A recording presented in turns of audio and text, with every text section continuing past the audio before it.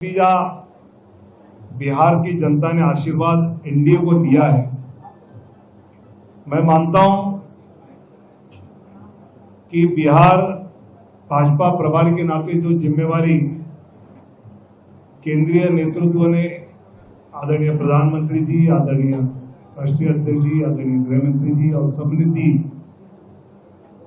वो जिम्मेवारी बिहार के सभी कार्यकर्ताओं के साथ केंद्रीय नेतृत्व के दिशा दर्शन में हम सब ने मिलकर सफल की है और बिहार में एनडीए की ये जो ऐतिहासिक जीत है, ऐतिहासिक विजय है, ये आदरणीय प्रधानमंत्री नरेंद्र मोदी जी का जो आग्रह था कि ज्ञान का विकास गरीब, युवा, अन्नदाता यानी किसान और नारी यानी महिला, इनके विकास के लिए आप काम करते रहो और उसका आशीर्वाद जनता आपको देगी। मतलब प्रदेश सरकार की, नीतीश सरकार की योजना, केंद्र सरकार की योजना, ये महिला, युवा, पिछड़ा, अति पिछड़ा, इन सब समाज के लिए प्रामाणिकता से करते रहे। ये कोई चुनाव के पहले जीविका दीदी को 10,000 दिया या वृद्धा पेंशन 400 का 1100 किया, इसलिए वोट नहीं मिले। ये पिछले 10 साल से उज्ज्वला योजना है, किसान सम्मान योजना है, प्रधानमंत्री आवास योजना है, ऐसे कई योजना जिसमें जात धर्म न देखते हुए सभी लाभार्थियों को उसके लाभ एनडीए सरकार पहुंचाती रही और आज उसकी आशीर्वाद रूप की रसीद जनता ने बिहार में दी है। मतलब आज के नतीजे तो पूरे आने हैं।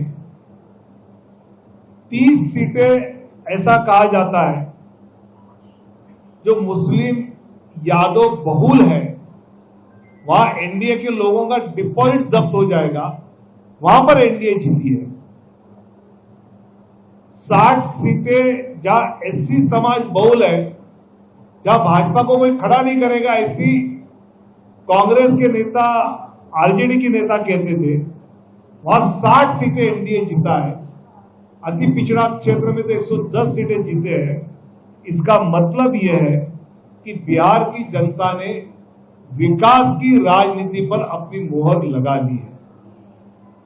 भाजपा ने अपने चुनावी नारा में टैगलाइन की थी, रफ्तार पकड़ चुका है बिहार, विकास की रफ्तार पकड़ चुका है बिहार।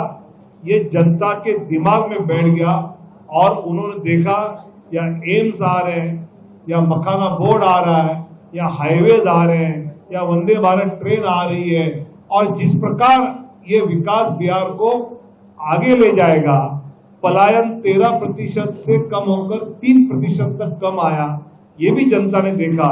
इसलिए हर घर में नौकरी और हर जीविका दीदी को नौकरी वाला लालू जी तेजस्वी का नारा लोगों ने ठुकरा दिया। ये हमने यहां जाना है। और सबसे महत्वपूर्ण बात जो मुझे लगी कि बिहार में चुनाव है तो हिंसा है, 60-65 लोगों की हत्या है, बूथ कैप्चरिंग है, फिर रीपोल है। इस चुनाव में एक भी बूथ पे रीपोल नहीं हुआ, इस चुनाव में किसी की हत्या नहीं हुई, हिंसा नहीं हुई, नारेबाजी की होगी लेकिन किसी का खून नहीं आया। मुझे लगता है कि ये कानून व्यवस्था कैसे ठीक है, इसका परिचय था और इसके लिए ही जनता ने ये वोटिंग किया है, ये आशीर्वाद दिया है, ऐसा हमारा विश्वास है।